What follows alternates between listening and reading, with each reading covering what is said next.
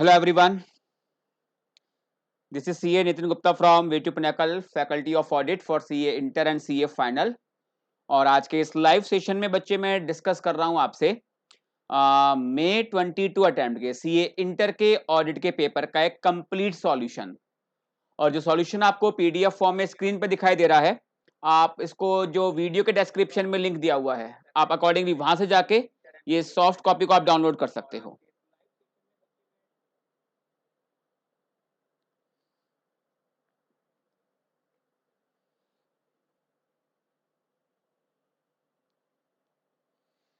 चलिए तो पेपर को डिस्कस करना स्टार्ट करते हैं। पेपर जैसे मैंने लास्ट वीडियो में केवल अपना एक वन वर्ड रिव्यू की बात करें तो मैंने कहा था पेपर कंसेप्चुअल था।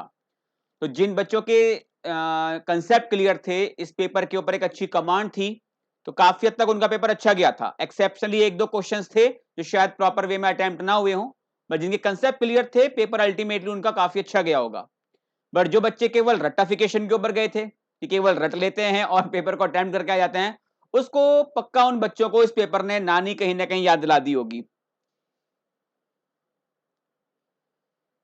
चलिए क्वेश्चन नंबर 1, जो कि हमें पता है कि ये होता है करेक्ट और इनकरेक्ट के लिए।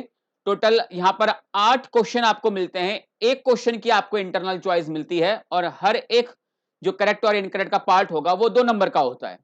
और कई बच्चे बात तो ये सोचते हैं कि सर ये 2 नंबर का बाइफर्केशन कुछ इस तरह का होता है कि एक नंबर होता है आपके करेक्ट और इनकरेक्ट के लिए और एक नंबर होता है रीजनिंग के लिए। ऐसा कोई स्टैंडर्ड बाइफर्केशन आईसीआई की ओर से नहीं है। हो सकता है बच्चे कि आपने करेक्ट और इनकरेक्ट को प्रॉपर अटेम्प्ट किया है कि वेदर स्टेटमेंट इज करेक्ट और इनकरेक्ट, बट अगर रीजनिंग प्रॉपर नहीं है तो एग्जामिनर पक्का वहां पर आपको 0 नंबर दे सकता है। आप इस बात को चैलेंज नहीं कर सकते कि सर मेरा ये तो सही हुआ था ना कि स्टेटमेंट करेक्ट है या इनकरेक्ट है, बट मेरा रीजन वहां पे गलत हुआ। ये ग्राउंड आप यहां पर नहीं ले सकते। चलिए तो question number 1, state with reason whether the following statements are correct और इनकरेक्ट। 14 मार्क्स का था। एक क्वेश्चन की इंटरनल चॉइस यहां पर हमको मिल जाती है। Pervasive is a term used in the context of misstatements to describe the effect on the financial statement of misstatement और possible effect on the financial statement of misstatement, if any, that are detected by auditor to obtain sufficient appropriate audit evidence। SA 705 की अगर हम बात करें तो 705 के अंदर जब मैं अपनी ओपिनियन को मॉडिफाई करता हूं तो ओपिनियन को मॉडिफाई करते हैं 2 ग्राउंड के ऊपर। या तो आपके पास ऐसे सफिशिएंट एप्रोप्रिएट ऑडिट एविडेंस थे जिनके बेस पर आप कहते हो कि स्टेटमेंट के अंदर मैटेरियल मिस स्टेटमेंट हैं, या ऑडिटर किसी मैटेरियल आइटम या आइटम्स को लेकर sufficient appropriate audit evidence obtain नहीं कर पा रहा। जहां पर auditor sufficient and appropriate audit evidence obtain कर लेता है वहां वर्ड यूज करते हैं इफेक्ट। और जहां पर auditor sufficient appropriate audit evidence detect नहीं कर पाता बाय परफॉर्मिंग ऑडिट प्रोसीजर्स, चाहे वो एंटिटी के मैनेजमेंट की लिमिटेशन की वजह से हो या किसी भी सरकमस्टांस की वजह से हो, कुल मिलाकर auditor sufficient appropriate audit evidence obtain नहीं कर पाया, तो वर्ड यूज करते हैं उस जगह पर हम पॉसिबल इफेक्ट। अब खुद सोचिए बच्चे की परवेसिव वर्ड का जो मीनिंग एसए 705 में बताया गया, वहां पर जब मैं पॉसिबल इफेक्ट वर्ड यूज करता हूं तो पॉसिबल इफेक्ट वर्ड किसके लिए होगा? जो मिस स्टेटमेंट मिल जाती हैं या जो मिस स्टेटमेंट नहीं मिलती। तो जो स्टेटमेंट मिल जाती हैं उनके लिए वर्ड चलता है इफेक्ट, और जो मिस स्टेटमेंट आपको नहीं मिलती उनके लिए हम वर्ड यूज करते हैं पॉसिबल इफेक्ट। जबकि यहां पर इसने कहा था if they are detected by auditor, तो आंसर इज इनकरेक्ट। बिकॉज अगर यहां पर लिखा होता अनडिटेक्टेड तो इस स्टेटमेंट को मैं करेक्ट बोलता। उन्होंने वर्ड यूज करा है if any that are detected by obtaining sufficient appropriate audit evidence, statement is incorrect.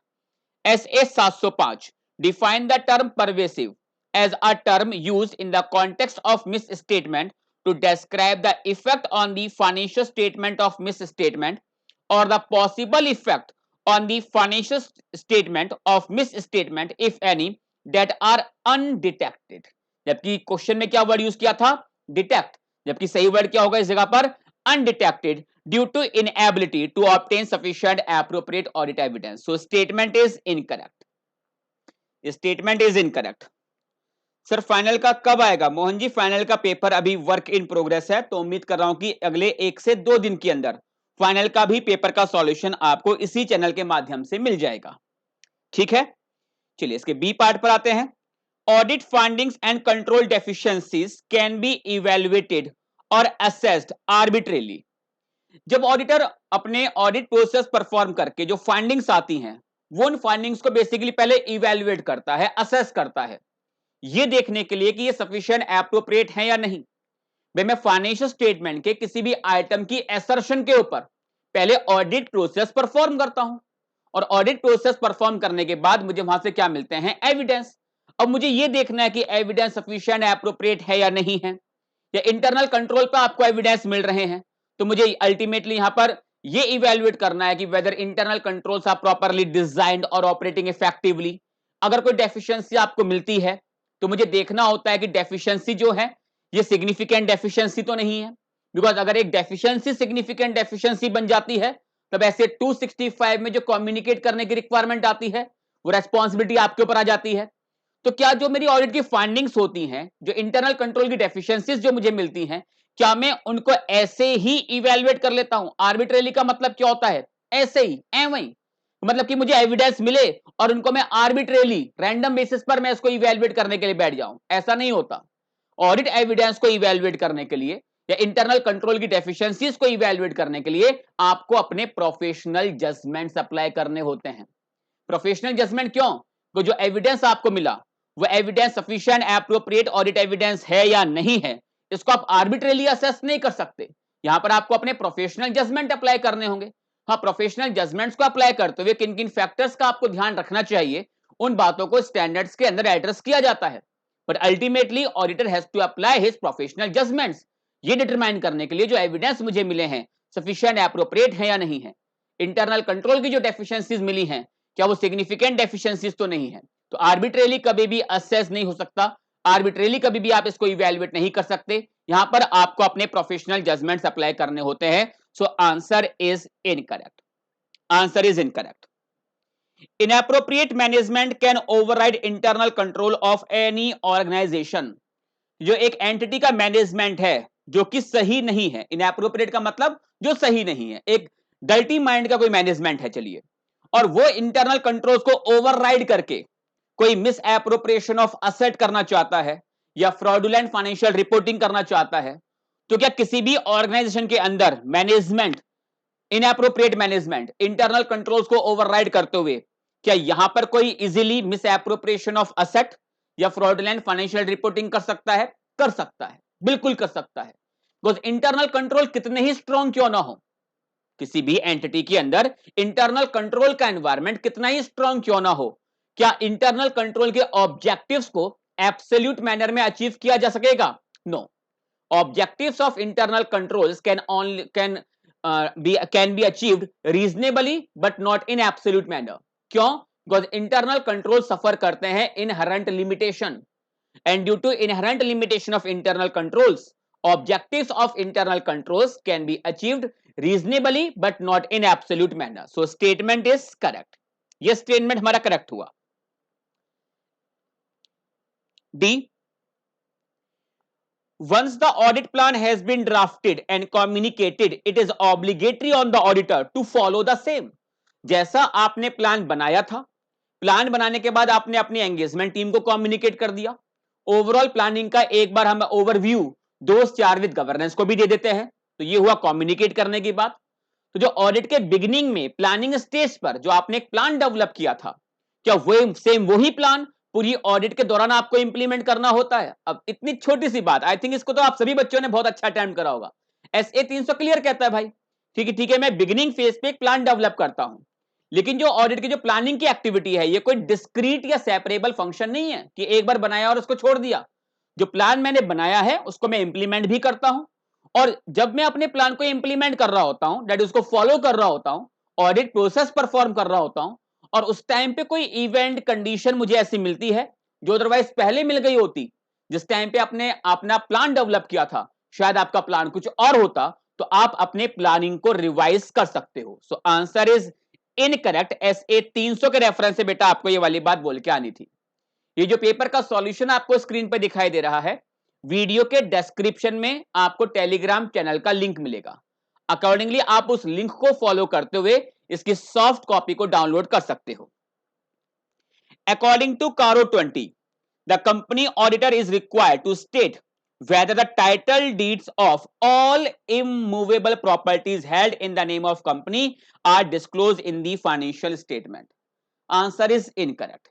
अगर कारो 2020 के पैरा 3 का क्लॉज नंबर 1 जो पीपीई की बात करता है, अगर ध्यान से पढ़ा हो तो ठीक है, वो इमूवेबल प्रॉपर्टी पर रिपोर्टिंग करवाता है कि क्या टाइटल डीड इनके नाम पर है या नहीं, लेकिन सबकी नहीं। जो आपने प्रॉपर्टी को लीज पर लिया हुआ होता है उसके ऊपर ये रिपोर्टिंग रिक्वायरमेंट एप्लीकेबल नहीं होती। तो जिस असेट को मैंने फाइनेंशियल लीज पर लिया होगा उसको जो मनी लेंडर होगा, जो बैंक होगा, एफआई होगा, टाइटल डीड तो उसके नाम पर ही होगी। तो answer is incorrect as per para 3 clause number 1 sub clause number C of the Caro 20, the company auditor is required to state whether the title deed of all immovable properties other than properties where the company is leasee and the lease agreements are duly executed in favor of the leasee disclosed in the financial statement are held in the name of company. तो ठीक है, हम सारी asset cover करते हैं, but उसमें वो asset जिनको फाइनेंस लीज पर लिया गया होता है उसके ऊपर ये रिपोर्टिंग रिक्वायरमेंट एप्लीकेबल नहीं होती। नंबर एफ, ये बहुत अच्छा क्वेश्चन था। और एफ को देखो, अगर टेक्निकली देखो, मैंने कहा था कि पेपर थोड़ा घुमा के पूछा गया था। अगर एक थोड़ा सा ध्यान अगर आप इस क्वेश्चन के ऊपर लगाएंगे, आप इसका सही आंसर को अटेम्प्ट कर जाओगे, यानी आप एटलीस्ट इतना तो निकाल दोगे कि स्टेटमेंट करेक्ट है या स्टेटमेंट ये इनकरेक्ट है। SA 520 deals with the auditor's use of analytical procedures as substantive procedure, that is substantive analytical procedure, as procedures near the end of audit that assist the auditor in the preparation of financial statement. एक की line मैं थोड़ा underline कर रहा हूं, उसको देखने के बाद अटेम्प्ट करना कि स्टेटमेंट करेक्ट है या इनकरेक्ट है। that assist the auditor in the preparation of financial statement, that assist the auditor in the preparation of financial statement. SA 520 अगर ध्यान से पढ़ा है, चलो पहले जिस लाइन को मैंने अंडरलाइन करा हुआ है केवल उसी को आप ध्यान से पढ़ लो।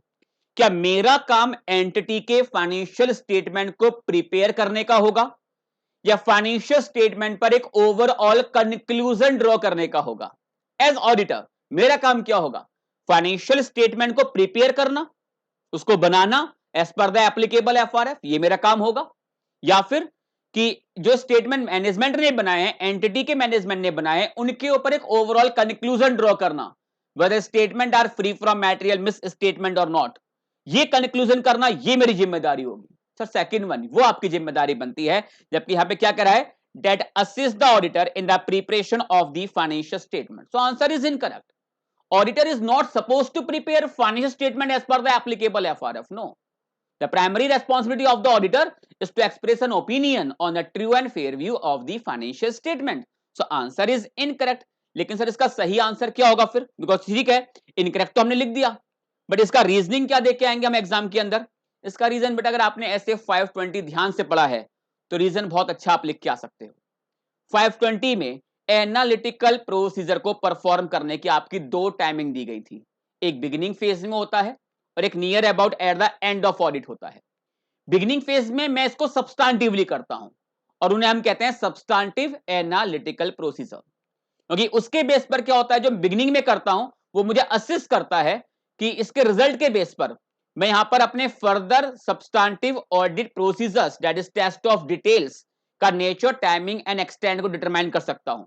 लेकिन 520 ये भी कहता है कि एनालिटिकल प्रोसीजर आप बिगिनिंग के अलावा बिल्कुल एक ऑडिट के नियर अबाउट एंड भी करेंगे जब आप एक ओवरऑल कंक्लूजन ड्रॉ करते हो फाइनेंशियल स्टेटमेंट के ऊपर।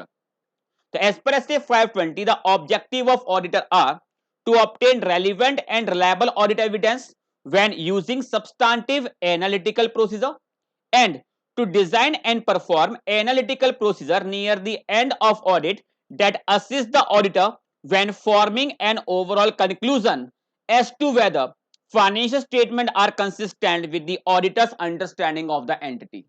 तो जो स्टेटमेंट आपको दिया था उसमें ये कह रहा था कि जो ऑडिटर को असिस्ट करता है स्टेटमेंट को प्रिपेयर करने में, जबकि इसका सही आंसर क्या है, जो असिस्ट करता है ऑडिटर को एक ओवरऑल कंक्लूजन ड्रॉ करने पर फाइनेंशियल स्टेटमेंट क्या उस ऑडिटर की जो अंडरस्टैंडिंग थी एंटिटी के बारे में, क्या उसके साथ कंसिस्टेंट है नहीं, वहां पर ये मुझे असिस्ट कर देता है। सो आंसर इज इनकरेक्ट। पहले मैं भी फ्लो में करेक्ट कर रहा था, लेकिन in the preparation of statement को देखकर सर मैंने इनकरेक्ट किया था। ओके चलिए number G, misappropriation of asset is often accomplished by false or misleading records or document in order to conceal the fact that assets are missing or have been pledged with proper authorization। ये जो statement जी मुझे दिखाई दे रहा है, ये partly correct है और partly ये इनकरेक्ट है। बिकॉज चलिए, अगर मैंने किसी असेट को मिस एप्रोप्रिएट करा है, तो कहीं ना कहीं मैं स्टेटमेंट के अंदर, रिकॉर्ड्स के अंदर कुछ ना कुछ मैं मैनिपुलेट तो करूंगा इस वाली बात को छुपाने के लिए कि असेट को मैंने मिस एप्रोप्रिएट करा है। इतने वाले पार्ट में इसका आंसर करेक्ट निकल के आता है। लेकिन ये जो और के बाद इसने कहा have been pledge with proper authorisation, कि एक असेट को प्रॉपर ऑथराइजेशन के साथ प्लेज किया गया, यानी कि उसको गिरवी रखा गया है। किसी के भी पास गिरवी रख के शायद आपने वहां से पैसा लिया गया, पैसा आपने लिया हो, लेकिन इस वाली बात को अगर आप डिस्क्लोज नहीं कर रहे हो, उस वाली बात को आप कंसील कर रहे हो, छुपा रहे हो, तो कहीं ना कहीं ये फ्रॉडुलेंट फाइनेंशियल रिपोर्टिंग बन जाता है। तो जिसमें उसका पहला वाला एग्जांपल है, ये मिसएप्रोप्रिएशन ऑफ असेट है। लेकिन ये और के बाद इसने कहा have been pledge with proper authorisation, इस वाली बात को अगर मैं छुपा रहा हूं कि प्रॉपर ऑथराइजेशन के साथ, यानी कि एंटिटी में सपोज एक कंपनी है, उसका बोर्ड ऑफ डायरेक्टर है, उन्होंने प्रॉपर ऑथराइज किया कि असेट को प्लेज करके हम लोन ले लेते हैं। अब इस वाली बात को अगर कंसील किया जा रहा है, छुपाया जा रहा है, तो कहीं ना कहीं ये बन जाता है manipulation in the financial statement. जबकि क्वेश्चन किसके ऊपर है? मिस एप्रोप्रिएशन ऑफ असेट के ऊपर है। तो पहले वाला एग्जांपल एग्जैक्टली ये मिस एप्रोप्रिएशन ऑफ असेट है, लेकिन जो सेकंड वन आता है इसका, और have been pledge with proper authorisation, ये मैनिपुलेशन की बात करता है। तो पार्टली करेक्ट है और पार्टली इनकरेक्ट है, लेकिन मुझे तो एक ही आंसर अटेम्प्ट करके आना होगा, तो मैंने इसको अजम्पशन लेते हुए इस जगह पर मैंने करेक्ट करा है। हो सकता है कि जब आईसीआई प्रॉपर इसका एक सॉल्यूशन दे, शायद बेटा वो उसको इनकरेक्ट करे, या उसको हो सकता है कि वो करेक्ट भी लेके चले, बिकॉज यहां पर एक अजम्पशन है। तो उसमें दोनों आंसर तो अटेम्प्ट नहीं कर सकता ना, मुझे एक ही आंसर को अटेम्प्ट करना होगा, इट इज आइदर करेक्ट और इनकरेक्ट। तो अकॉर्डिंगली मैंने यहां पर इसको करेक्ट अटेम्प्ट कर लिया है। Materiality is not a matter of size. SA 320 को, एसए 320 के अंदर जब हम मैटलिटी की बात करते हैं, तो दो फैक्टर होते हैं जिनके बेस पर हम किसी भी आइटम की मैटलिटी को डिटरमाइन कर लेते हैं। और materiality of any item can be determined on the basis of its quantity और on the basis of its quality. Quantity का मतलब अमाउंट से होगा, साइज से होगा। जबकि हो सकता है कोई अमाउंट बहुत इनसिग्निफिकेंट है, किसी आइटम का अमाउंट बहुत इनसिग्निफिकेंट है, लेकिन क्वालिटी की वजह से भी वो आइटम एक मैटेरियल आइटम बन सकता है। तो materiality is not a matter of size, answer is correct. Materiality केवल साइज का मैटर नहीं है, यहां पर साइज के अलावा हम क्वालिटी की भी बात कर सकते हैं। हो सकता है साइज के बेस पर मैटेरियल नहीं है, लेकिन वो क्वालिटी के बेस पर मैटेरियल बन सकता है।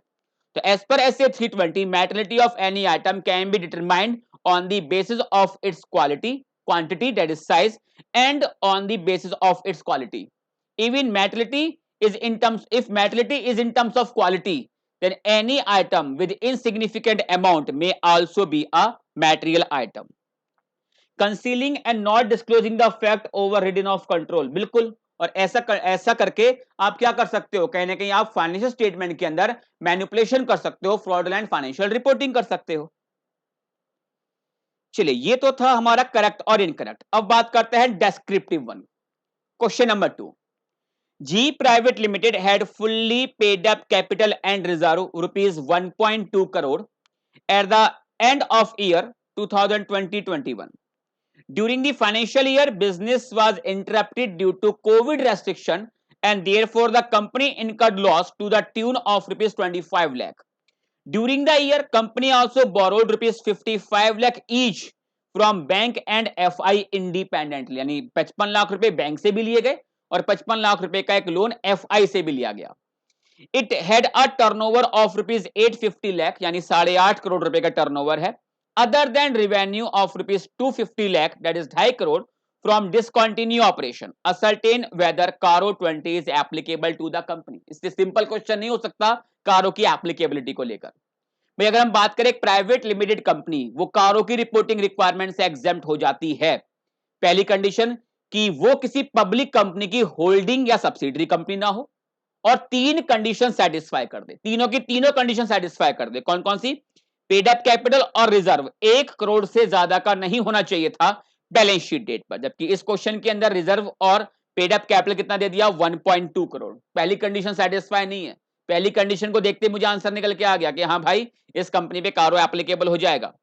फिर इट्स टोटल बोरोइंग बैंक और FI are not more than ₹1 crore at any point of time during the financial year which is subject to audit. जबकि हमारे केस में 55 लाख के 2 लोन लिए गए थे, ऐड करते हैं तो 1 करोड़ 10 लाख, ये भी 1 करोड़ क्रॉस कर गया। And its total revenue as disclose in schedule 3 including revenue from discontinue operation does not exceed ₹10 crore during the financial year which is subject to audit. और जबकि हम यहां पे देखें तो 8.5 करोड़ प्लस 2.5 करोड़ टर्नओवर निकल के आता है, ये हमारा 11 करोड़ रुपए का, जो कि 10 करोड़ रुपए से ज्यादा है। तो इसके अंदर तो बेटा तीनों की तीनों कंडीशन आप सेटिस्फाई नहीं कर रहे, तो कंपनी के ऊपर कारो एप्लीकेबल होगा? डेफिनेटली इस कंपनी पर कारो एप्लीकेबल है। तो कारो 20 is applicable. Caro 20 is applicable to G Private Limited as all the 3 conditions relating to exemption from Caro 20 are not satisfied by G Private Limited। जो क्वेश्चन में 25 लाख रुपए का लॉस दे रखा था, ये कंपनी को 25 लाख रुपए का लॉस हुआ है, वो इररेलीवेंट है ये डिसाइड करने के लिए कि कंपनी पर कारो एप्लीकेबल होगा या नहीं होगा। तो loss of ₹25 lakh is relevant irrelevant for deciding about the applicability of CARO. Number B,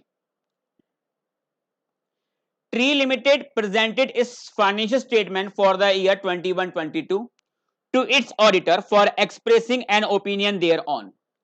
The auditor, while carrying out audit, started comparing various items of profit and loss of the year under audit with the previous financial year। यानी current year में जो आपको item दिखाई दे रहे हैं P&L के अंदर, balance sheet के अंदर, ऑडिटर पुराने फाइनेंशियल स्टेटमेंट के आइटम्स के साथ उनका कंपैरिजन कर रहा है। What is auditor trying to achieve by carrying out those comparison? तो ये जो कंपैरिजन किया जा रहा है, माइंड में इमीडिएटली एक SA का नंबर आना चाहिए, SA 520। ऑडिटर परफॉर्म कर रहा है इस जगह पर एनालिटिकल प्रोसीजर्स। तो एनालिटिकल प्रोसेस क्या होते हैं, इसको करने का आपका ऑब्जेक्टिव क्या होता है, ये सिंपल सा आंसर बेटा यहां पे था। और मैंने यही कहा कि एग्जाम में क्वेश्चन सीधा नहीं पूछा गया। अब सपोज कि यही क्वेश्चन पूछ लिया जाता कि एनालिटिकल प्रोसेस को डिफाइन करिए और इनको करने का ऑब्जेक्टिव क्या होता है, तो काफी बच्चे सीधा 520 के रेफरेंस से अपनी बात लिख के आ जाते। बट क्वेश्चन कैसा दिया गया कि आपको क्वेश्चन में एक सिचुएशन क्रिएट कर दी गई, उसको देखते हुए आप बताइए कि ऑडिटर यहां पर क्या कर रहा है और ऐसा करने का उसका पर्पस क्या है, उसका ऑब्जेक्टिव क्या है, क्या उसको अचीव होगा ऐसा करके। तो क्वेश्चन बहुत सिंपल है, बट थोड़ा सा उसको ट्विस्ट करके घुमा के बच्चे आपसे पूछा गया। तो SA 520 के रेफरेंस से आपको अपना आंसर यहां पर देखे आना था। SA 520 deals with auditors use of analytical procedures as substantive procedure, that is substantive analytical procedure, and as procedure near the end of audit that assist the auditor when forming an overall conclusion on the financial statement. The objective of auditor as per SA 520 are to obtain relevant and reliable audit evidence when using substantive analytical procedure, and to design and perform analytical procedure near the end of audit that assist the auditor when forming an overall conclusion as to whether statements are consistent with the auditor's understanding of the entity. Analytical process means evaluation of financial information through analysis of plausible relationship between या among financial and as well as non-financial data। कुछ example दिए कि analytical process include consideration of comparison of entities financial information with the comparable information for the prior period, anticipated result of the entities such as budget, forecast, expectation of the auditor, and similar industry information. In the present case of Tree Limited, the auditor is performing analytical procedures to achieve the objective of auditor as per SA 520. Number C. CAN is the auditor of SR Limited. The auditor is expressed his opinion on the financial statements without ascertaining as to whether the financial statement as a whole are free from material misstatement or not. In your opinion, whether CAN has complied with the objective of audit considering the applicability of relevant SA? यानी कि बेटा उसने ये नहीं देखा, यानी उसने sufficient appropriate audit evidence तो ऑब्टेन किए ही नहीं थे, उसने ये कुछ बिना देखे कि financial statement as a whole are free from material misstatement और नॉट, उसने स्टेटमेंट के ऊपर अपनी एक ओपिनियन दे दी। अब बताइए, कहीं ना कहीं प्राइम फेस से मुझे दिखाई दे रहा है कि हाँ ऑडिटर ने काम यहां पर गलत किया, बट आपको रेलिवेंट एसए के रेफरेंस से बात करनी है। तो ठीक है, एसए 200 में आपका एक ओवरऑल ऑब्जेक्टिव बताया जाता है, और ओवरऑल ऑब्जेक्टिव यही है कि आपको कंक्लूड करना है whether statement of the entity are free from material misstatement और नॉट। इसके लिए आपको डिजाइन करने हैं, परफॉर्म करने हैं अपने audit procedures. Test of control होता है, सब्सटैंटिव ऑडिट प्रोसेस होते हैं। क्या ऑडिटर ने यहां पर एस पर एसए 200 काम किया है? बिल्कुल भी इसने यहां पर एस पर एसए 200 काम नहीं किया।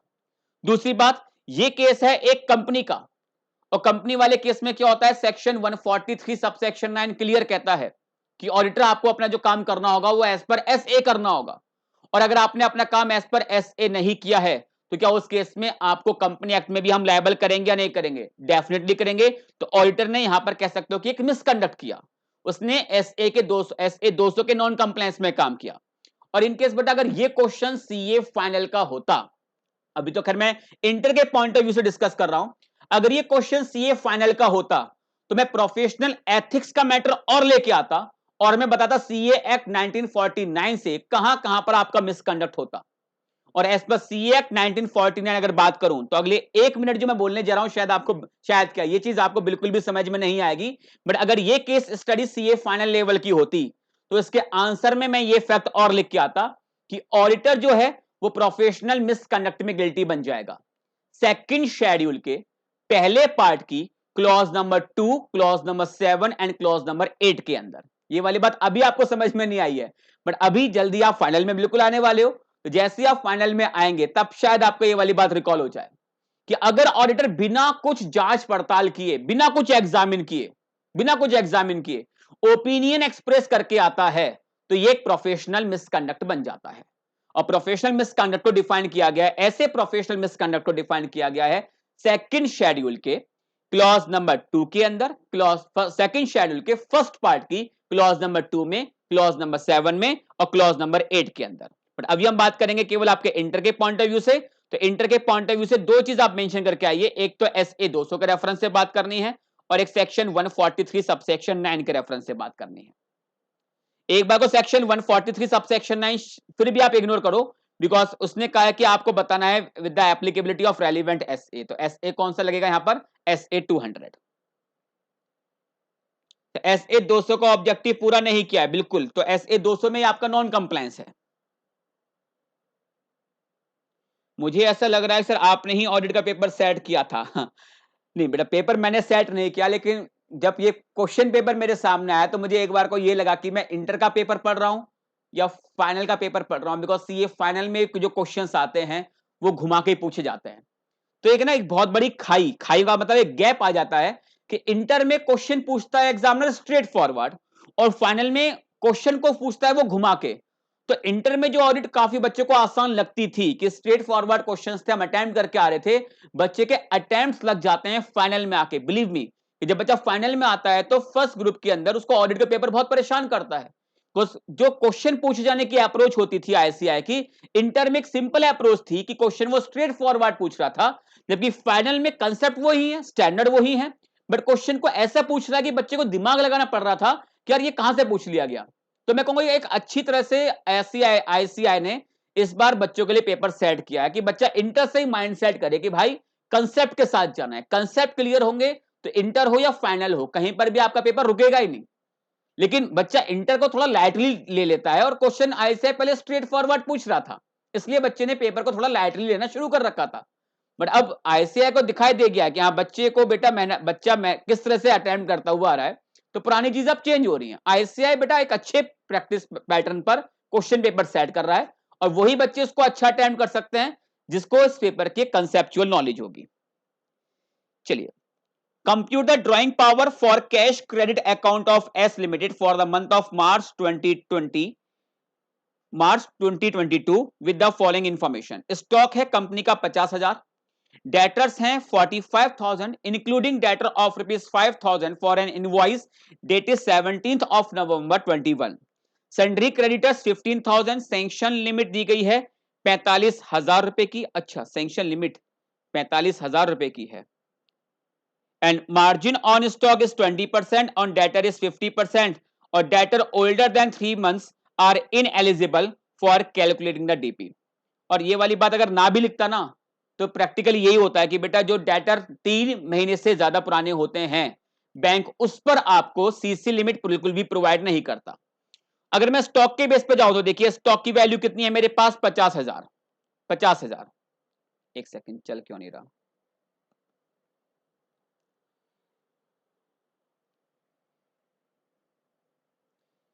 स्टॉक की वैल्यू है मेरे पास 50,000।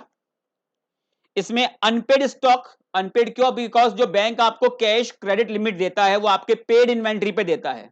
इसमें से कितनी आपके पास है सन्ड्री क्रेडिटर्स 15,000 के, वो मैंने यहां पर लेस कर दिया। ये निकल के आया आपके पास पेड स्टॉक 35,000 रुपए का। इस पर आपने मार्जिन को अप्लाई कर दिया 20%, तो 35,000 का 20% ये आया 7,000। इन्वेंट्री पर आपकी ड्रॉइंग पावर निकल के आ रही है 28,000 रुपए की। जब मैं डेटर्स पे आता हूं तो डेटर्स पर टोटल डेटर्स है आपके पास 45,000।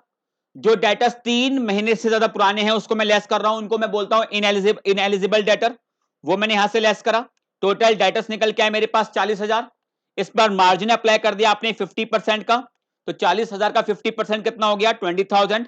तो आपके पास डेटर्स से आपका लिमिट ड्रॉइंग पावर निकल के आती है 20,000। तो जब मैं 28 और 20 दोनों को ऐड करता हूं तो ये निकल के आता है 48,000। लेकिन एक क्वेश्चन का फैक्ट बेटा मैंने अभी देखा, सॉल्यूशन तैयार करते हुए मैंने ये फैक्ट इग्नोर कर दिया था। सैंक्शन लिमिट 45,000 रुपए की है और ड्रॉइंग पावर कभी भी आपकी सैंक्शन लिमिट से एक्सीड नहीं कर सकती। तो मुझे 48,000 को कंपेयर करना है अब आपकी सैंक्शन लिमिट के साथ। मुझे अब ये ड्राइंग पावर को जो निकल के आई है 48,000 इसको सैंक्शन लिमिट के साथ कंपेयर करना है। अगर सैंक्शन लिमिट सपोज इस क्वेश्चन के अंदर सैंक्शन लिमिट 50,000 की रही होती कि बैंक ने मुझे 50,000 रुपए की लिमिट सैंक्शन की थी, उस केस में ड्राइंग पावर निकल के आती है आपकी 48,000 की। लेकिन यहां पर सैंक्शन लिमिट जो है वो सैंक्शन लिमिट बेटा कितनी है, ये 45,000 रुपए की है। तो आपकी जो ड्राइंग पावर होगी भले ही यहां पर 48,000 रुपए निकल के आ रही है लेकिन ये सैंक्शन लिमिट क्रॉस नहीं करेगी। सो आंसर इज 45,000। आपकी जो ड्राइंग पावर होगी इट विल बी रुपीज 45,000। तो इसमें प्लीज एक करेक्शन कर लेना, जब आप ये नोट्स डाउनलोड करेंगे तो वीडियो के डिस्क्रिप्शन में लिंक दिया हुआ है टेलीग्राम चैनल का, जब आप उस पर क्लिक करेंगे तो आपको चैनल पे लेके जाएगा टेलीग्राम पर। अकॉर्डिंगली ये नोट्स वहां पर आप डाउनलोड कर सकते हो और वहां पर प्लीज इसका आंसर में छोटा सा आप करेक्शन कर लेना कि ड्राइंग पावर 48,000 रुपए की जो मैंने लिख रखी है, मैं एक फैक्ट जल्दबाजी में तैयारी करते हुए इग्नोर कर गया था 45,000 का। बिकॉज ड्राइंग पावर कभी भी आपकी सैंक्शन लिमिट को क्रॉस नहीं कर सकती। तो अगर इस क्वेश्चन के अंदर सैंक्शन लिमिट 50,000 की होती तो ड्राइंग पावर 48,000 का सही था, लेकिन सैंक्शन लिमिट 45,000 रुपए की है तो 48,000 इसका आंसर नहीं होगा। इसका सही आंसर क्या निकल के आएगा, it is rupees 45,000। 45,000। Question number 3, P limited is a company from our business group ABCD. P Limited is a company from our business group ABCD and is engaged in the trading of garment. The promoters of the company are the promoters and directors of some other group companies. You have been appointed as auditor of P Limited. V Limited has interested into various intercompany transaction, not V Limited. एक second, इसका एक शायद typing में mistake है।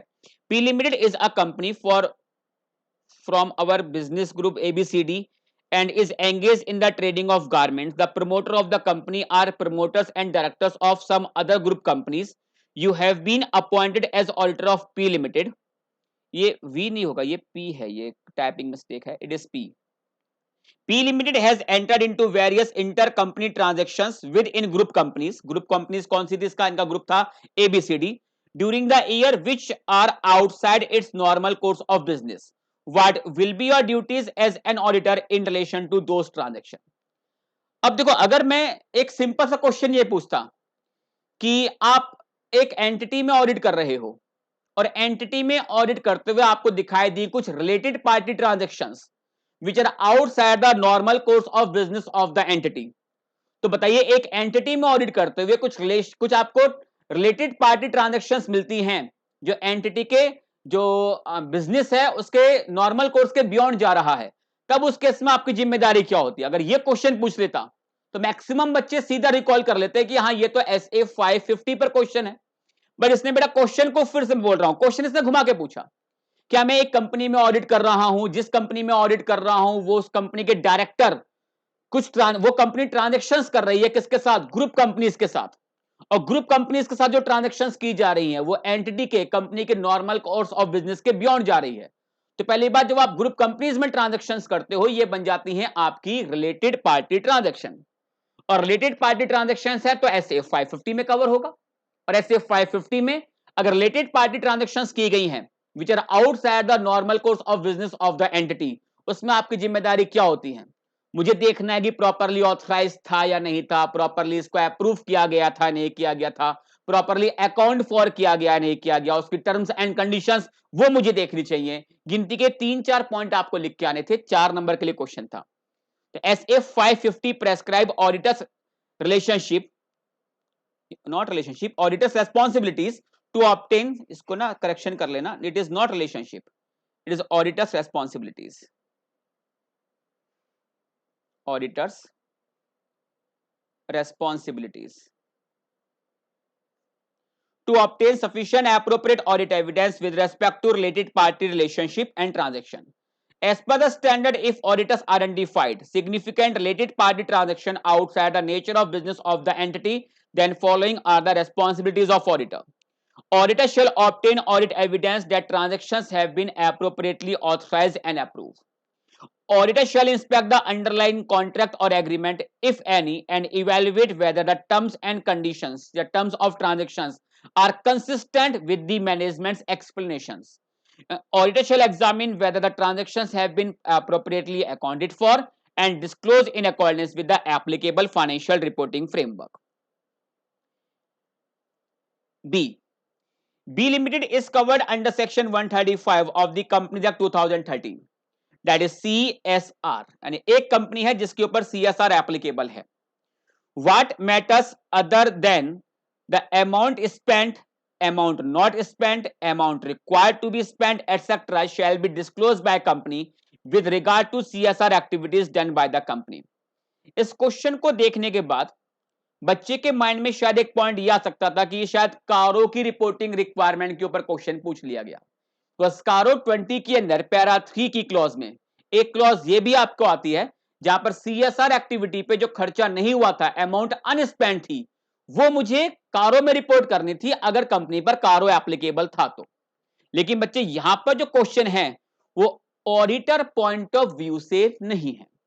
ये question auditor point of view से नहीं है, ये क्वेश्चन एंटिटी के, कंपनी के पॉइंट ऑफ व्यू से है कि बी लिमिटेड अपने फाइनेंशियल स्टेटमेंट के अंदर क्या क्या डिस्क्लोजर देगी.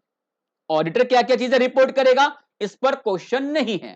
बी लिमिटेड अपने फाइनेंशियल स्टेटमेंट के अंदर क्या क्या चीजें डिस्क्लोज करेगी इसके ऊपर एक क्वेश्चन है. फिर से देख लीजिए क्वेश्चन एक बार. B limited is covered under section 135 of companies act 2013, that is corporate social responsibilities.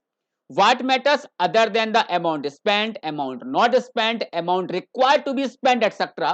shall be disclosed by company with regard to CSR activities done by the company.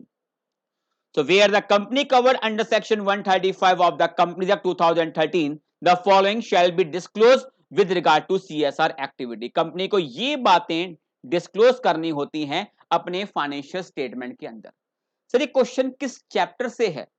ये जो आपका चैप्टर है ना, एक audit of different item of the financial statement, उस chapter के बिल्कुल आखिरी में आके, बिल्कुल लास्ट में आके कुछ डिस्क्लोजर रिक्वायरमेंट है कि ऑडिटर, नॉट ऑडिटर, कि कंपनी इन इन चीजों को लेकर क्या क्या चीजें as per the requirement of schedule 3 क्या क्या चीजें डिस्क्लोज करेगी, क्या क्या इंफॉर्मेशन को डिस्क्लोज करेगी फाइनेंशियल स्टेटमेंट के नोट्स के अंदर. क्वेश्चन ये वहां से था.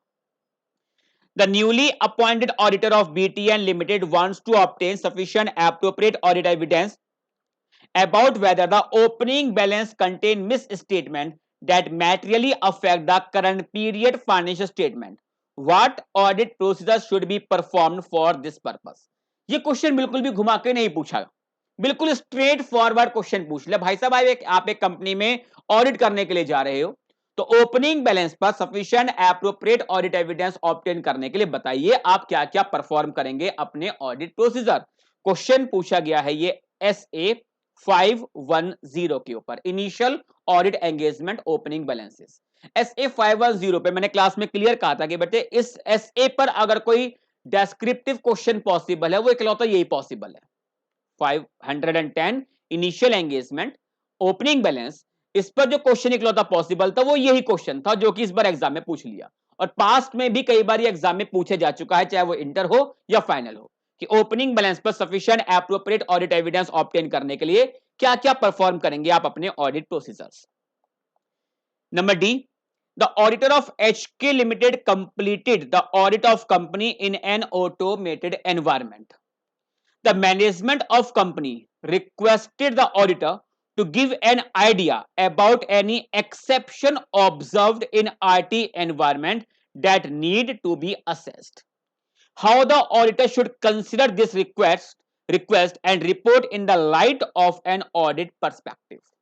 मतलब देखिए कि मैंने एक IT एनवायरमेंट में ऑडिट पूरी कर दी, अब मैनेजमेंट मेरे पास आया, बोले भाई साहब देखो आपने ऑडिट तो कर दी, अब ये बताइए कि हमारा जो IT एनवायरमेंट है इसमें आपने कैसी कैसी एक्सेप्शंस ऑब्जर्व की थी। व्हाट इज कॉल्ड एक्सेप्शंस, कि जिस की आईटी एनवायरनमेंट में कंट्रोल को जिस तरह से काम करना चाहिए था, कंट्रोल अगर वैसा काम नहीं कर रहे हैं, that is called as exception, यानी चीजें जैसी होनी चाहिए थी चीजें वैसी नहीं है, इट इज कॉल्ड एक्सेप्शन।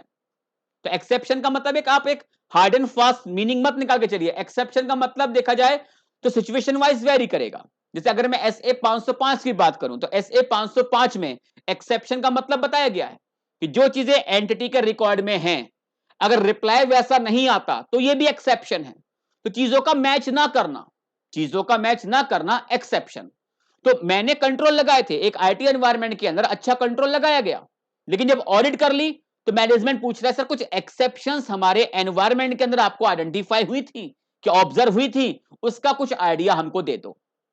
अगर आप इतना टेक्निकली लिंक नहीं कर पा रहे बट SA पे आपकी कमांड थी, फिर भी आप इस क्वेश्चन को अटेम्प्ट करके आ सकते हो। SA 265 किसकी बात करता है, इंटरनल कंट्रोल में अगर कोई आपको डेफिशिएंसी मिल जाती है तो पहले तो मैं ये देखता हूं कि डेफिशिएंसी कहीं कोई सिग्निफिकेंट डेफिशिएंसी तो नहीं है, और अगर डेफिशिएंसी सिग्निफिकेंट डेफिशिएंसी हो जाती है तो वो आप दोस्त चार विद गवर्नेंस एंड मैनेजमेंट को कम्युनिकेट करते हो लेटर ऑफ वीकनेस के जरिए, जहां पर आप बताते हो कि क्या क्या एक्सेप्शंस आपको मिली, ये एक्सेप्शंस को अगर ओवरकम नहीं किया तो पोटेंशियल इफेक्ट क्या क्या हो सकते हैं, और आप इनसे किस तरह से ओवरकम कर सकते हो, अपनी सजेशंस आप उनको प्रोवाइड करके आ सकते हो। बेसिकली ये इसका आंसर था।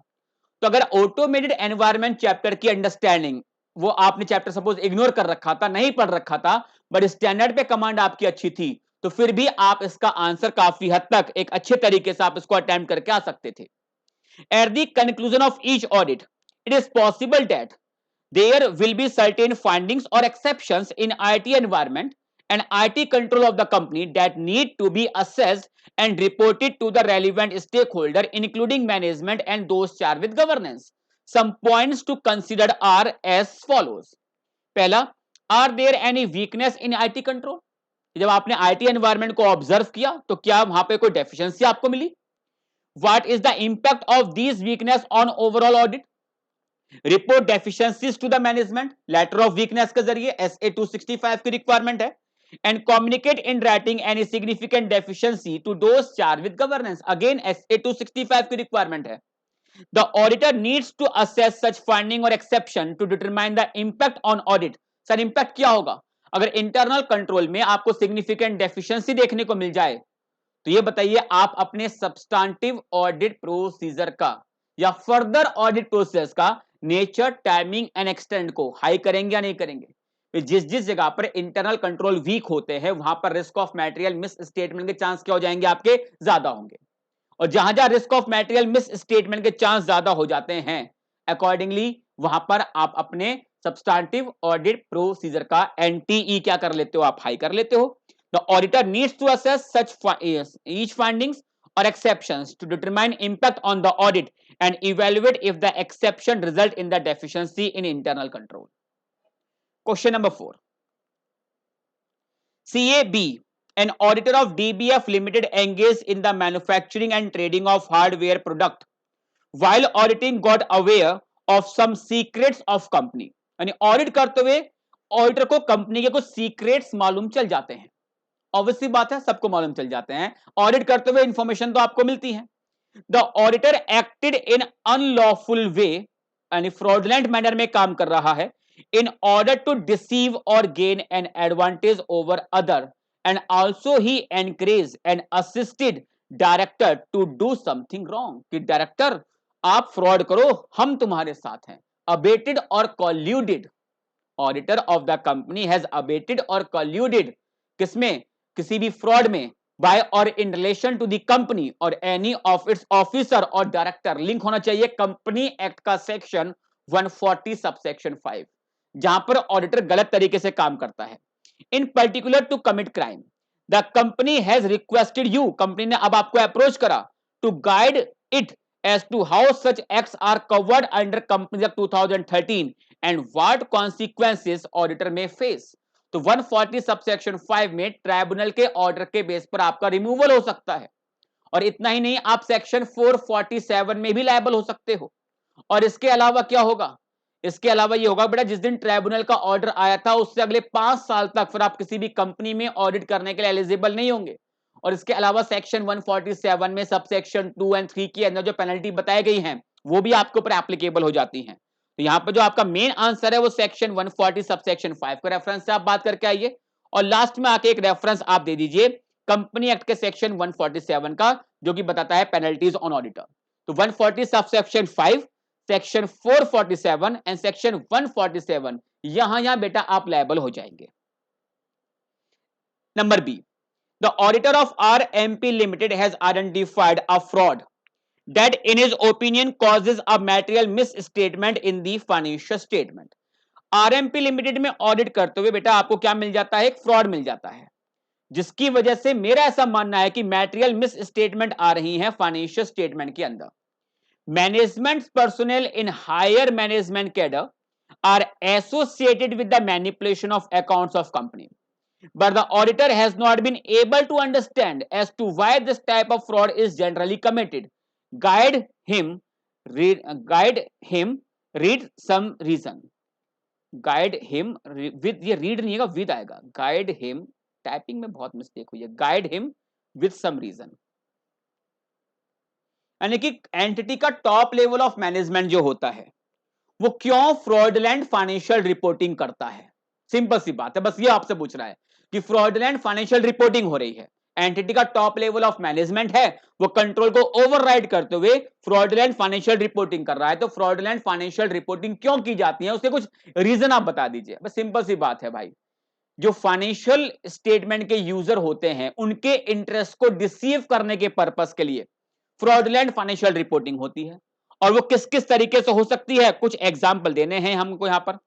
तो detection of manipulation of accounts with a view to presenting a false state of affairs is a task requiring great tact and intelligence, because generally management personnel in higher management cadre are associated with this type of fraud and is perpetrated in methodological manner। This way of fraud is generally committed, क्यों किया जाता है, कुछ example दिए गए। वैसे example hard and fast नहीं है, कुछ भी एग्जाम्पल आप यहां पर लिख के आ सकते हो, बट ये एग्जाम्पल आपका स्टडी मटेरियल के हैं, और यही एग्जाम्पल अगर हम लिख के आएंगे तो ही आईसीआई नंबर देगा, अदरवाइज नंबर नहीं मिलते। ये कह सकते हो कि हमारी इनहेरेंट लिमिटेशन है। To avoid incident of income tax और अदर टैक्स, मुझे टैक्स पे नहीं करना भाई साहब, तो एक काम करता हूं मैं फेक एक्सपेंस रिकॉर्ड करता हूं। तो अगर मैं फेक एक्सपेंस डाल रहा हूं तो ये मिस एप्रोप्रिएशन ऑफ असेट नहीं है, it is fraudulent financial reporting. क्यों की जा रही है, फाइनेंशियल स्टेटमेंट के जो यूजर्स हैं उनके इंटरेस्ट को डिसीव करने के पर्पस के लिए। तो मैंने यहां पर अपना प्रॉफिट कम करने के लिए क्या करा, फेक एक्सपेंस की एंट्री पास कर दी। For declaring a dividend when there are insufficient profit, अब कंपनी में प्रॉफिट नहीं है लेकिन मेरा मार्केट वैल्यू काफी डाउन जा रहा है, और मुझे अगर अपने शेयर के प्राइस को कंट्रोल करना है, तो अगर इस साल भी अगर डिविडेंड डिक्लेयर नहीं किया तो प्राइस और गिरेगा।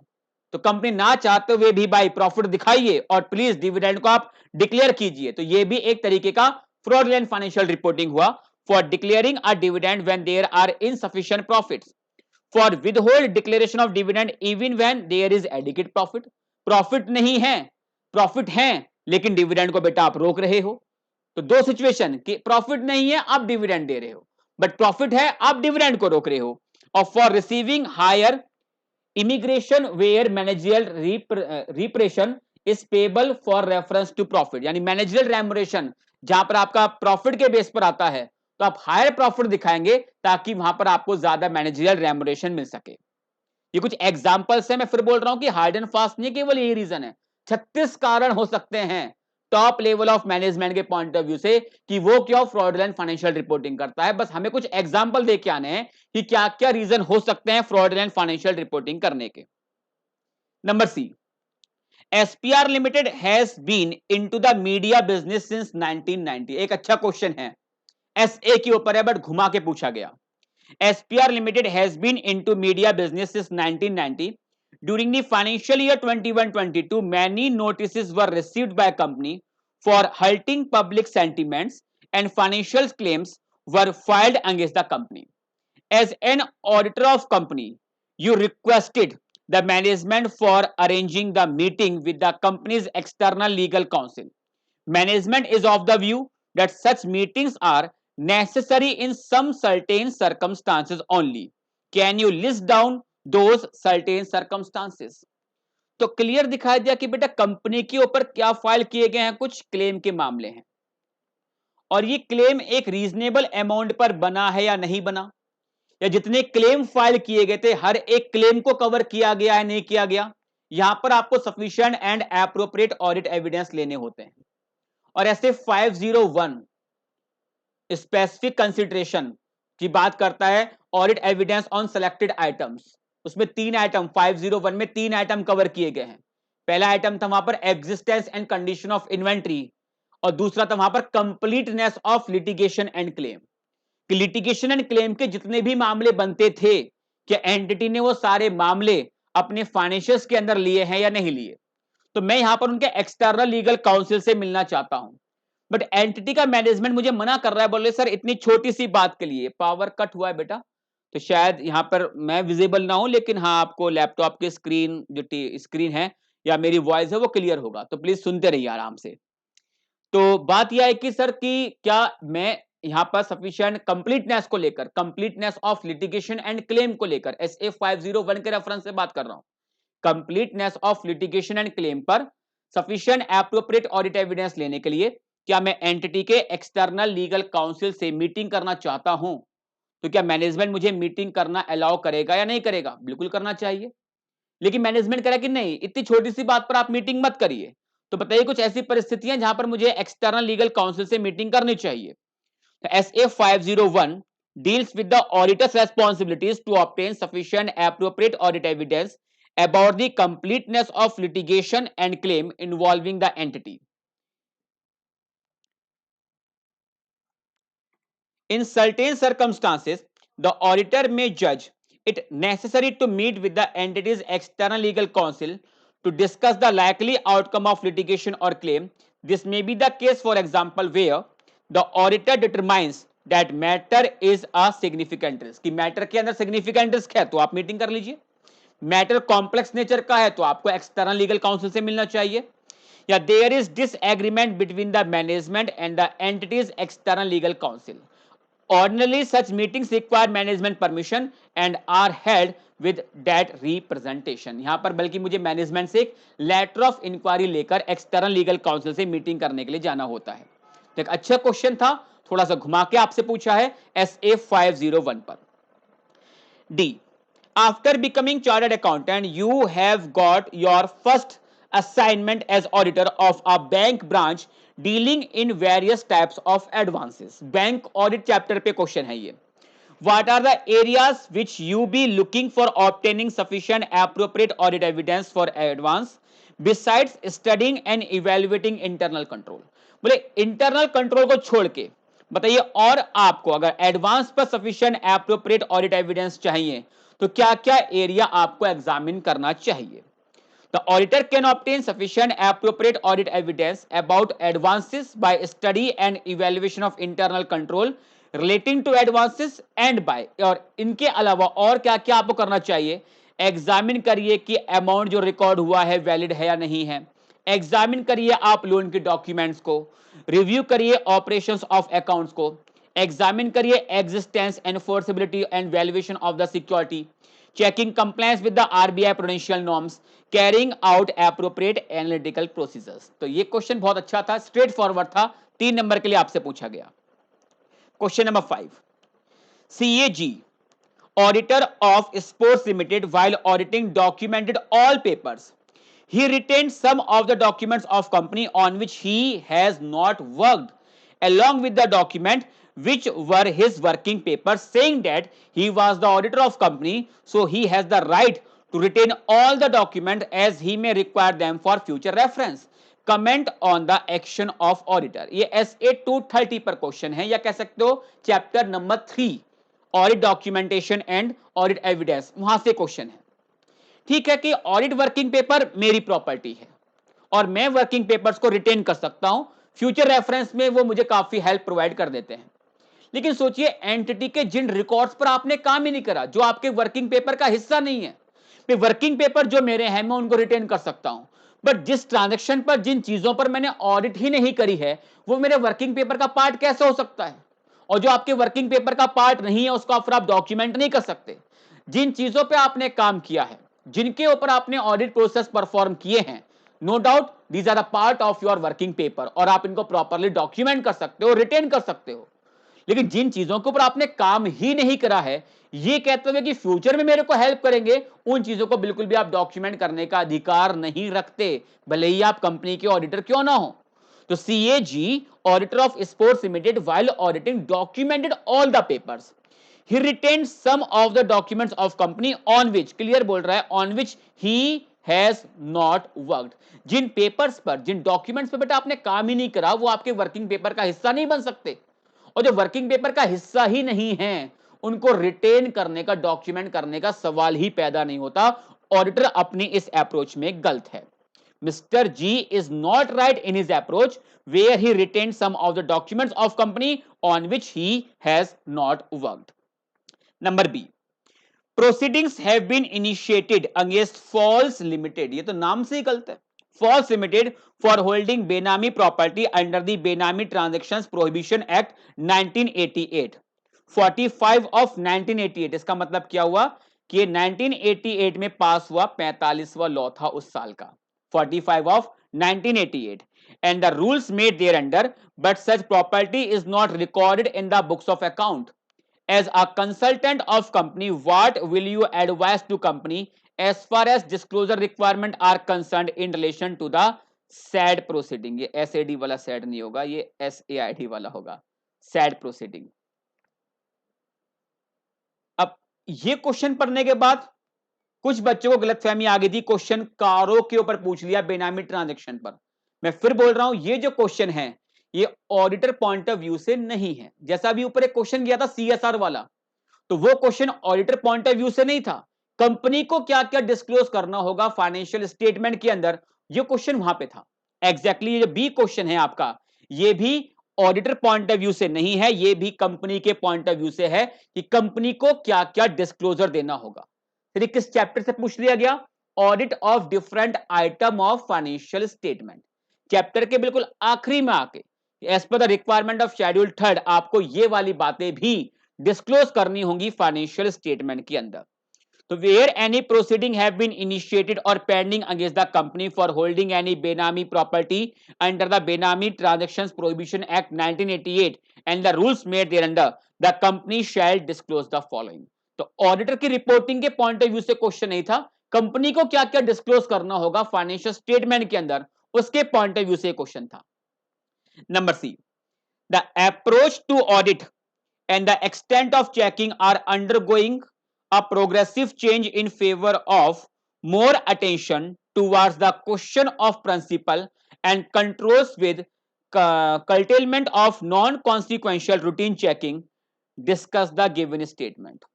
ये क्वेश्चन तो ऐसा था जिसने मुझे भी सरप्राइज दे दिया। मुझे ऐसे क्वेश्चन की उम्मीद एग्जाम में बिल्कुल भी नहीं थी कि एग्जामिनर इतना डिफरेंट तरीके से क्वेश्चन को पूछेगा। ये क्वेश्चन आपका जो चैप्टर है, चैप्टर नंबर 7 ऑडिट सैंपलिंग के ऊपर, टेस्ट चेकिंग के ऊपर, क्वेश्चन वहां से था। और उस चैप्टर के इंट्रोडक्शन के अंदर ये वाला पॉइंट दिया हुआ था। अब इतना बेसिक सा बेटा कि इतना मतलब इतनी छोटी सी जगह से एग्जामिनर क्वेश्चन उठा के पूछेगा, इसकी वास्तव में मुझे भी उम्मीद नहीं थी। और यानी ऐसे क्वेश्चन के आने से कहीं ना कहीं हमारी एक टेंशन ये बढ़ गई है कि अब स्टडी मटेरियल का एक एक पॉइंट देखना होगा बेटा। मतलब इंट्रोडक्शन पार्ट को तो जनरली क्या कि इसके ऊपर एग्जाम में क्वेश्चन क्या पूछेगा, तो जहां से चैप्टर की स्टार्टिंग है शायद वहां से कंसेप्ट के ऊपर क्वेश्चन पूछे, बट इंट्रोडक्टरी पार्ट पर एग्जामिनर ने क्वेश्चन पूछ लिया, और वो भी कोई करेक्ट और इनकरेक्ट का नहीं था, एमसीक्यू का नहीं था, 3 नंबर का एक सब्जेक्टिव क्वेश्चन, डेस्क्रिप्टिव क्वेश्चन पूछ लिया गया सैंपलिंग के ऊपर।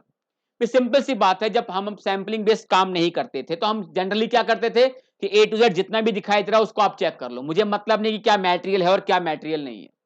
क्योंकि जैसे जैसे कि कह सकते हो कि ऑडिट ट्रेडिशन चेंज हुआ, हमने एक एनवायरनमेंट के अंदर ऑडिट कर रहे हैं, तो कहीं ना कहीं जो ऑडिट की टेक्निक्स हैं, ऑडिट की जो अप्रोच है वो भी चेंज हुआ।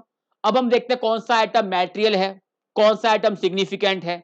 जो आइटम मटेरियल सिग्निफिकेंट होते हैं उसको ऊपर हम थोड़ा सा ज्यादा फोकस कर देते हैं, और जो आइटम मटेरियल नहीं होते बट वॉल्यूम में ज्यादा होते हैं तो कहीं ना कहीं हम वहां पर सैंपलिंग बेस्ड काम कर लेते हैं। इस अप्रोच पर हमें इसका आंसर अटेम्प्ट करके आना था। तो यहां पे तो मैं उम्मीद कर सकता हूं काफी सारे बच्चों ने शायद इसका आंसर अटेम्प्ट प्रॉपरली ना किया हो। Number D, mister sorry not mister, messrs T and company chartered accountant, a partnership firm is appointed as an auditor of treatment hospital run by Smile Foundation। ये बहुत सिंपल क्वेश्चन था, straight forward question था। A charitable trust, over and above the receipts of treatment of patients during the year, trust has received donation from various donors of to treat COVID-19 patient and also incurred some capital expenditure for development of the hospital. On some of the investment, income tax has been deducted. What are the special points to be considered by Messrs. T and Company while auditing such transaction? Treatment hospital, treatment hospital की इन transactions को check आप किस तरह से करेंगे? Hospital की audit में इससे सिंपल क्वेश्चन नहीं बन सकता। केवल 3 नंबर में क्वेश्चन था कि लीगेसीज एंड डोनेशंस जो मिल रही हैं उन्हें आप कैसे चेक करेंगे, जो भी कैपिटल एक्सपेंडिचर है उनको आप कैसे चेक करेंगे, जो इनकम पे टीडीएस कट गया है, जो ग्रांट्स आपको मिल रही है उन्हें आप किस तरह से वेरीफाई करेंगे। तो 3 तरह की ट्रांजेक्शन्स आपको वेरीफाई करनी थी। 3 नंबर में क्वेश्चन था, एक ट्रांजेक्शन वेरीफाई करने का 1 नंबर यहां पर आपके लिए था। क्वेश्चन नंबर 6, ये लास्ट क्वेश्चन की बात करते हैं। D limited is a company engaged in publishing business magazine. ये क्वेश्चन बहुत अच्छा था, और फिर बोल रहा हूं कि क्वेश्चन घुमा के पूछा गया। अगर सीधा पूछ लेता मैक्सिमम बच्चे इसको अटेम्प्ट कर जाते, बट क्वेश्चन घुमा के पूछा गया, इसलिए बच्चों को काफी इस बार का पेपर काफी हट के दिखाई दिया। और मैंने भी कहा कि पेपर कंसेप्चुअल था, जिसके कंसेप्ट क्लियर होंगे वो यहां पर बिल्कुल भी घूम के नहीं आया होगा। T limited is a company engage in publishing business magazine. CAP is the statutory auditor of the company. The company takes property in a barter deal, यानी exchange में barter deal from the real estate customer against publication of their advertisement। यानी कि मैं एक media company हूं, media मेरा business है, और मेरे कुछ जो क्लाइंट हैं वो रियल एस्टेट में डील करते हैं, तो उनका एडवर्टीजमेंट मैं अपनी मैगजीन में दे देता हूं और बदले में उनसे मैं प्रॉपर्टी ले लेता हूं। तो D limited is a company engage in publishing business magazine. CAP is the auditor of the company. The company takes property in the barter deal from the real estate customer against publication of their advertisements. The properties obtained during the year through such barter deal have been considered in the books of accounts of company on the basis of possession letter only। केवल possession letter के base पर ये transaction को books में record कर लिया गया, and have been included in the PPE, property plant and equipment, in the financial statement। Considering this matter of such importance that is fundamental to users understanding, Pete decided to communicate this matter in his report। अब मैं इस matter को अपनी report में लेके आना चाहता हूं, क्योंकि ये मैटर मुझे ऐसा लग रहा है कि रेलिवेंट है फॉर द यूजर्स अंडरस्टैंडिंग। तो कोई फाइनेंशियल स्टेटमेंट का ऐसा आइटम जिसको प्रॉपर तरीके से डिस्क्लोज किया गया है फाइनेंशियल स्टेटमेंट के अंदर, लेकिन एज ऑडिटर मेरा यह मानना है कि मैटर रेलिवेंट है for the users understanding of the entity, तो मैं भी ऐसे मैटर को अपनी रिपोर्ट में लेके आ सकता हूं। और ऐसे मैटर को रिपोर्ट में लेके आने के लिए मुझे as per the requirement of SA 706 introduce करना होता है एक EOM para, emphasis of matter paragraph. तो अगर क्वेश्चन ईओएम पैरा पे पूछ लेता डायरेक्टली, मैक्सिमम बच्चे इसको अटेम्प्ट कर जाते, लेकिन काफी बच्चों को समझ में नहीं आया कि क्वेश्चन यहां पर कहना क्या चाहता है। SA 706 के ईओएम पैरा पे ये क्वेश्चन था। और वैसे मैं किसी टीचर का नाम तो नहीं लूंगा, बट मैंने कुछ टीचर्स के रिव्यू भी देखे थे जो नालायक ये कह रहे थे SA 701 भी लगा देना, 706 भी लगा दो और 701 भी लगा दो। और भाई मैं 701 क्यों लगाऊं, 706 और 701 कभी भी एक साथ नहीं आ सकते। या तो ये मैटर 706 में डील होगा या ये मैटर 701 में डील होगा, दोनों में डील बिल्कुल भी नहीं कर सकता। और इस वाली बात को तो ऐसे 706 भी कहता है कि जिस मैटर को आपने की ऑडिट मैटर मानते हुए 701 में डील कर लिया, उन मैटर को आप 706 में प्लीज कवर मत करिए। तो जो टीचर बेटा ये कह रहे कि 701 भी लगा दो 706 भी लगा दो, पॉसिबल नहीं। या तो 701 पर बोल के आइए ये केवल 706 पे आप बोल के आइए। और मेरे लिए को जो ज्यादा ये लग रहा है वो 706 पे लगा, और एग्जामिनर बिल्कुल जो इसका आंसर आप देखेंगे वो 706 पे ही इसका आंसर आपको दिखाई देगा। 701 और 706 ये दोनों SA सेम मैटर पर कभी भी एक साथ आ ही नहीं सकते, बिल्कुल नहीं आ सकते। तो ईओएम की बात करनी थी। इस क्वेश्चन में एक इंटरनल चॉइस थी कि internal auditor not only analyze the effectiveness with which internal controls of company is operating but also improve the effectiveness of internal control। ये स्टेटमेंट को मुझे जस्टिफाई करना है। तो बात सिंपल है कि ठीक है, एक इंटरनल ऑडिटर जो होता है वो जब ऑडिट करता है तो दो तरह की एक्टिविटी वहां पर आती हैं।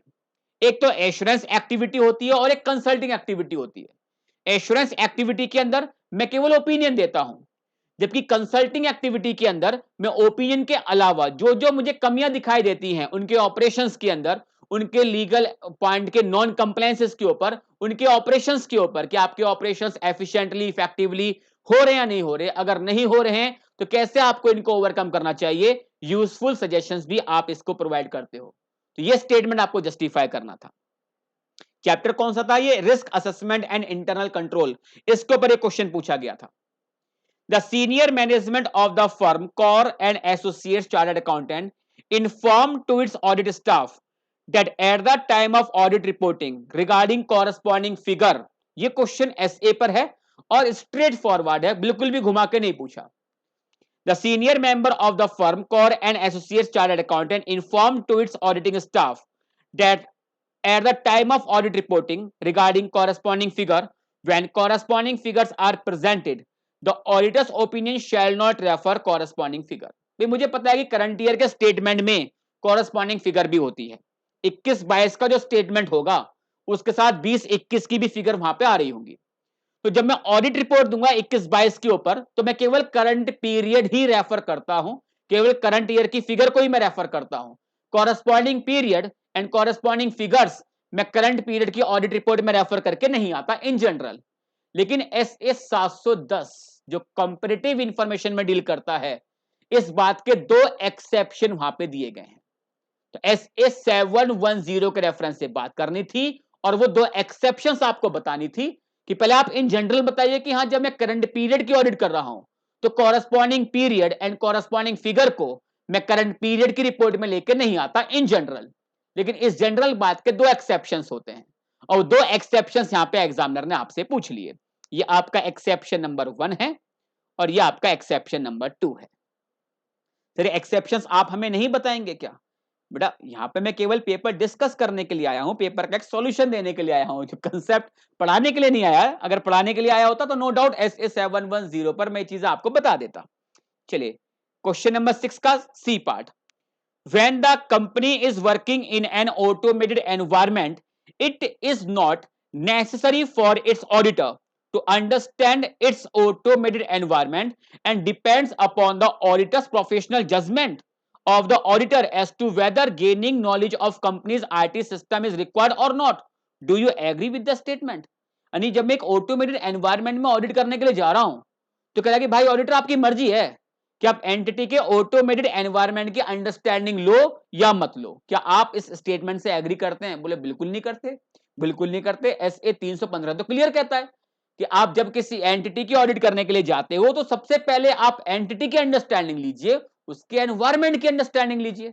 और यहां पर अगर मैं एक ऑटोमेटेड एनवायरनमेंट की ऑडिट करने के लिए जा रहा हूं तो मुझे नो डाउट उसके ऑटोमेटेड एनवायरनमेंट की अंडरस्टैंडिंग लेनी होगी। और उसके ऑटोमेटेड एनवायरनमेंट की अंडरस्टैंडिंग लेने के लिए आपको अंडरस्टैंडिंग किस बात की लेनी चाहिए कि एंटिटी में कौन कौन से इंफॉर्मेशन सिस्टम यूज किए गए हैं, उनका पर्पस क्या है, उनका लोकेशन क्या है कि लोकल वर्सेस ग्लोबल, उनका आर्किटेक्चर किस तरह का है, वो कौन सा वर्जन यूज कर रहे हैं कि ओल्ड वर्जन यूज कर रहे हैं, लेटेस्ट वर्जन यूज कर रहे हैं, इंटरफेस क्या है दो सिस्टम को आपस में कनेक्टिविटी देने के लिए, इन हाउस है या पैकेज है, आउटसोर्स एक्टिविटीज कौन कौन सी हैं, की पर्सन यानी इस एनवायरमेंट में किस पर्सन की क्या क्या जिम्मेदारियां होंगी, आपको पहले इन सारी बातों की अंडरस्टैंडिंग लेनी होगी. So we do not agree with the statement that it depends upon auditor's judgment as to whether gaining knowledge of company's IT system is required or not. आपका जजमेंट नहीं है भाई साहब, आपको नॉलेज लेनी ही पड़ेगी, SA 315 की रिक्वायरमेंट है. And last question number D, the accountant of CHB Limited observed that amount received from Mr. A has been recorded in the account of Mr. B. A से मिला पैसा आपने रिकॉर्ड कर दिया बी के account में, and this mistake was found at the time of telling statement provided by mister A. जब mister A से कंपनी ने कंफर्मेशन किया, जैसे एक्सटर्नल कंफर्मेशन ऑडिटर करता है ऑडिट करते हुए, ऐसे ही जब अपने फाइनेंशियल्स को फाइनलाइज कर रही होती है कोई एंटिटी, तो वो अपने की डेटर से, की सप्लायर से कंफर्मेशन करती है. जब मैनेजमेंट मिस्टर ए के साथ कंफर्मेशन कर रहा था तो इन्हें क्लियर वहां पे दिखाई दिया कि यार ए से मिला पैसा बी के अकाउंट में चढ़ गया.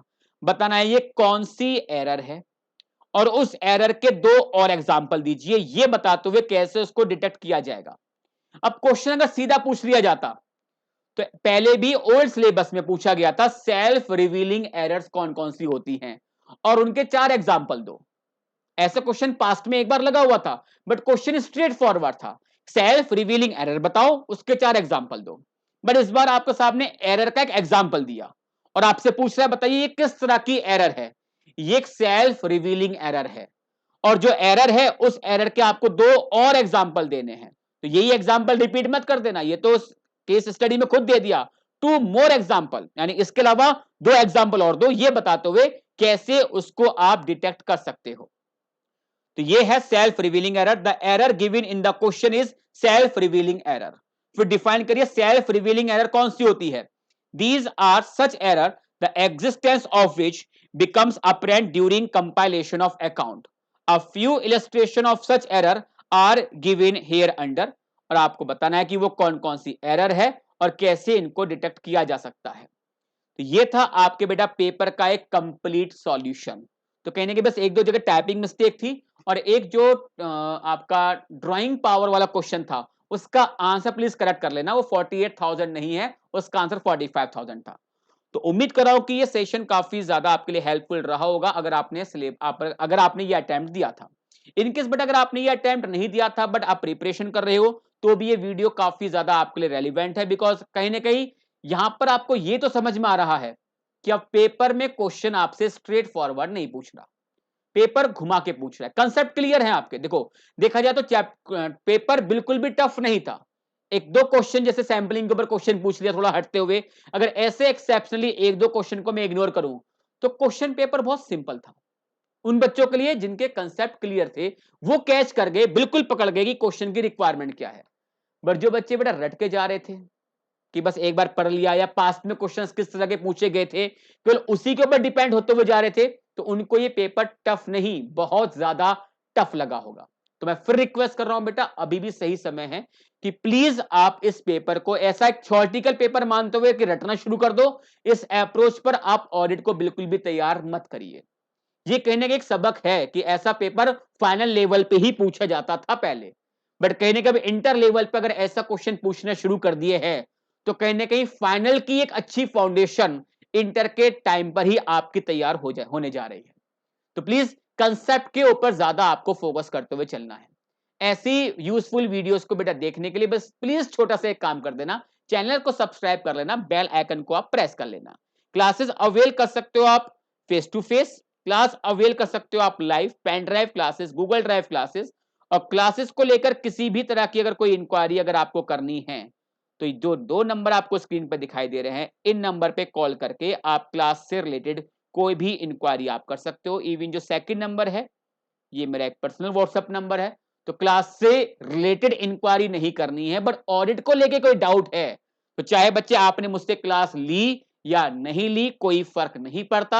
आप मुझसे इस नंबर पर कभी भी ऑडिट को लेकर बेटा डिस्कस कर सकते हो। व्हाट्सएप पे मैसेज आप ड्रॉप कर सकते हो, मैं टाइमली मैनर में रिप्लाई कर दूंगा, या फिर आप सीधे कॉल भी कर सकते हो। अगर उस टाइम पर मैं कॉल पिक कर पाया तो मैं डेफिनेटली आपकी जो भी प्रॉब्लम होगा उसका एक प्रॉपर एक सॉल्यूशन मैं आपको प्रोवाइड करूंगा। Thanks to all of you, take care, God bless you, keep shining, bye bye.